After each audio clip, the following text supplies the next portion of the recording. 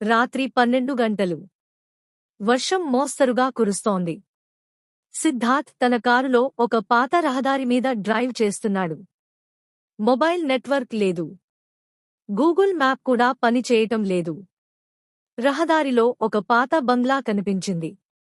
అడవిలా ఉండే ఆ పరిసరాలను చూసి సిద్ధార్థ్ కాస్త బెదిరిపోయినా కారు బ్రేక్ డౌన్ కావడంతో బంగ్లాలోకి వెళ్లాల్సి వచ్చింది. సిద్ధార్థ్ బంగ్లాలోకి అడుగుపెట్టగానే ఓ బానిసల్లా ఉన్న వృద్ధురాలు అతన్ని స్వాగతించింది. ఇక ఈ రాత్రంతా ఇక్కడే ఉండాలి బాబూ, అంది ఆమె. అనుమానంగా ఉన్నా వర్షం ఎగిసి పడుతోందని చూసి ఒప్పుకున్నాడు. అతడికి బెడ్రూం చూపించి తినేందుకు తిండి పెట్టారు. అన్నీ ఓల్డ్ స్టైల్, కానీ క్లాస్గా ఉన్నాయి. రాత్రి 2 గంటల సమయంలో ఎవరో తలుపు తడుతూ ఉండటంతో సిద్ధార్థ్ లేచి చూశాడు. ఓ చిన్న పసివాడు.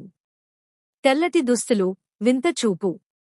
నన్ను చూశావా అన్నయ్యా, అన్నాడు ఆ చిన్నవాడు.